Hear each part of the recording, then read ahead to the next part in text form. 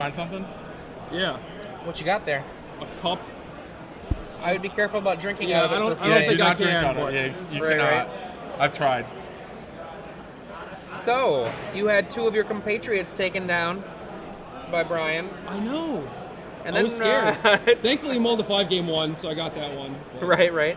Do you think that there's maybe some matchup advantage that his deck has on you, or do you think it was just some bad luck by there? I think it's the way that he plays and how inbred our sideboarding got. Right. Where we were like bringing in Sphinxes and doing all sorts of stuff because like the games typically go really long. Yeah. Whereas Brian is just like hyper aggro. I know how he plays. Like I played against him before, and he basically wants to stop at 4 lands, have a bunch of snags, gut shots, dismembers, keep you off tempo, like that. And that's how you lost the second game.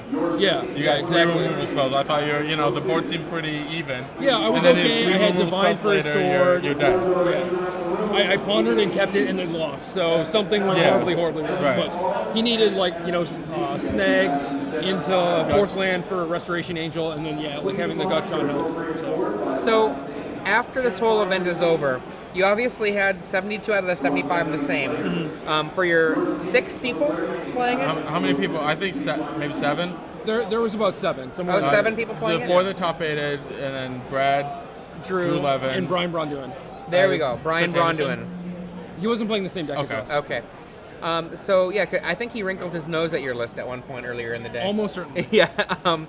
So the differences in the list, main deck was Sword of Feast and Famine versus Sword of War and Peace. Yeah. At the end of the weekend, you had Feast and Famine, but do you think that was the right call, or do you think that War and Peace was the right call, or is something else the right call? I was 5-0 against ramp decks. Yeah. And I think that in the mirror, like game 1, War and Peace is okay, but they have all their snags and gut shots. Right. Post board, some people like trim on some of those because the games do go long and you don't really want to draw a lot of them unless you're like Brian Eason, you just want to like tempo them out. Mm-hmm. But they also have like divine offerings and like other disenchants. So I don't think the Sword of War and Peace are all that good in the mirror. Like you saw in those games, he had it in his hand twice and just like it never didn't got do used. anything.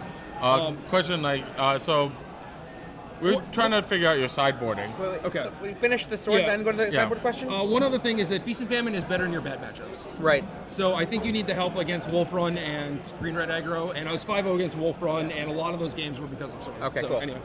So figuring out, related to the sword question, did you side out your swords? Yeah. Okay. Yeah, I think they're just garbage. Like it's not like It's interesting that you would side in disenchants. well, just and- because his thing has the protection and Okay, so if you had War and Peace, would you want to keep it in? Or- against him when I know he's keeping all snags and gut Okay, shots and everything like yeah. that. So I don't think so. It's too dangerous. Yeah. So you want it Just like a tempo black hole basically. So more with your sideboard. What did you sideboard? We were trying to figure it out. It looked like you had 10 cards maybe coming in. But did. that's okay. What was the 10 out? So I win game 1 on this like tempo draw basically. I have the Right. dice, he can't kill it. Well, it's like we were talking all weekend. Phase 1 is Geist advantage. If you I mean, it's like Delver, right? Unanswered Delver is Right. the easiest. Geist is the next one, then Sword, then Morlenhall. yeah. Like Restoration Angel fits in there somewhere. I'm not really sure where, like, Yeah. because it doesn't really brick wall anything. It's just like a very good card, but yeah. So Geist obviously just crushed him that game, Yeah. or crushed him like 1 and 3 basically. Yeah. So what are you boarding out? On the draw, I don't want swords at all. Okay. I so want all my creatures that I have main deck. Geist, if nothing else, just to kill his Geist. yeah, you can't lose Geist advantage. That's how you won your semifinal match too. Yeah. Yeah. And the weakest cards I think are Snag and Mana Leak. Like Snag is okay, but you're down a card and you really have to be able to recoup that tempo or like recoup that card disadvantage. And so it just doesn't seem that good. Like I have Dismembers and Timelies, a bunch of images. I thought Image might be better than Snag, but like Snag can also stop a sword hit for a turn.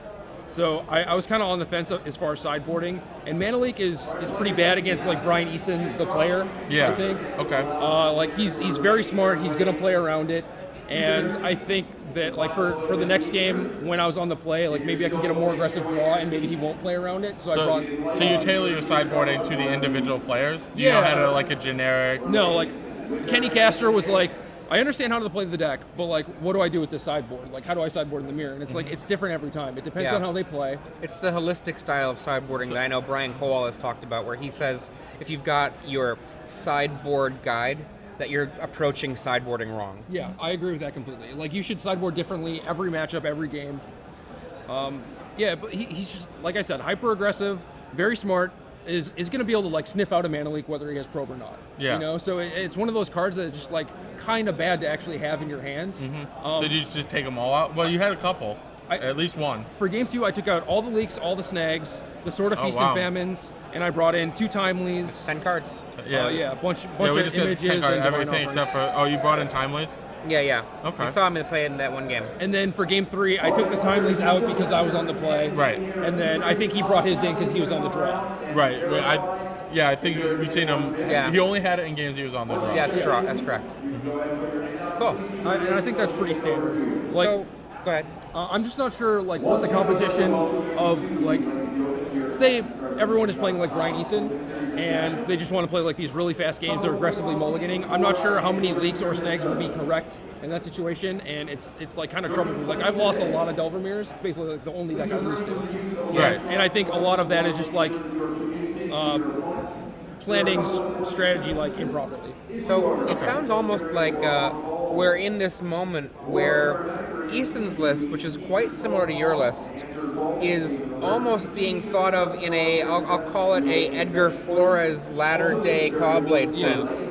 And you are actually going for a more classic Cawblade sense. And what I mean by that, for those of you who weren't watching during the Cawblade era, is Edgar started going towards very aggressively trying to make sure that it was an aggro control deck. Yeah. And other decks started being much more about making sure that they owned the table. Yeah. And Edgar was like max spell pierce, mana leak, aggressively tech edging people, cut Gideon Juror because it's too slow. Yeah. Going forward, do you think there would be cards you would change for next week? For next week, I'm not sure. I absolutely love the list that I played. Yeah. The Amass of the Components was awesome. Would you want enough that you'd want a second one? I don't think so. I think like you draw one and it's always good. Yeah. Like you saw a few spots, like even in game 3, like it was kind of in my hand for a little bit. But that's basically because I knew he had leak. Like I could have played Geist into leak and then Amassed, and maybe I'm ahead there.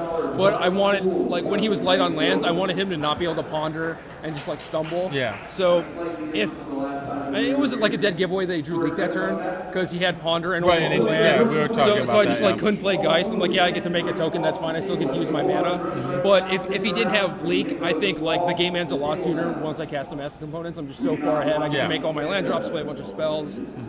But I don't think you want to draw 2. The other thing, do you think we have a Cawblade on our hands? It's different than Cawblade. Like, Cawblade plays aggro and control very well, but, like, you know, the aggro was a little loose. It's like Squadron Hawk Sword Beatdown, but it's still good. But this is, like, better on the aggro, worse on the defensive. Yeah, in terms of, like, power level, like, do you think... Power level-wise, it's insane because you get to play so few lands, a bunch of cantrips, and that's kind of like a Jace in its own way where you get to control your draws every turn. You get to do everything? Yeah.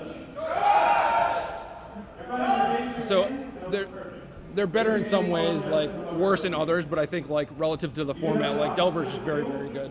Yeah. Right. What would be a deck that you would think would potentially prey upon this Restoration Angel style build?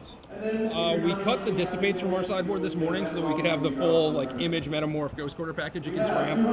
And I played Esper Control round 1 and got pretty lucky to beat him. Yeah. So I think that's probably a tough matchup. Like anything with Sun Titan's probably bad too, assuming they can cavern it into play.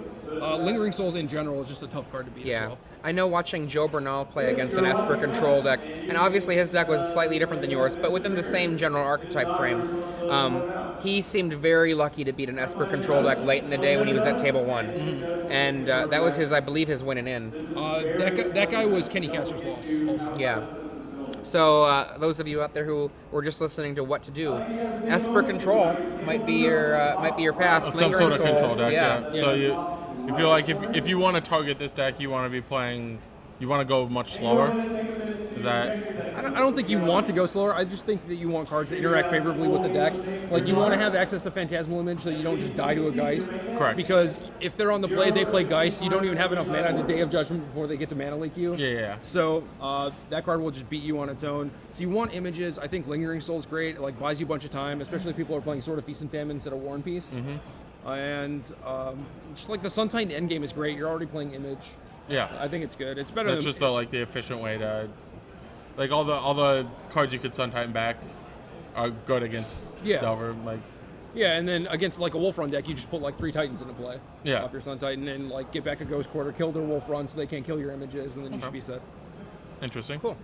Thank you for all of your thoughts, Jerry. Yep. Yeah, Congratulations. Thank well you. deserved. It's good to be back. You gonna go judge them up? Yeah, I know. Don't tell anyone. Yeah, I haven't.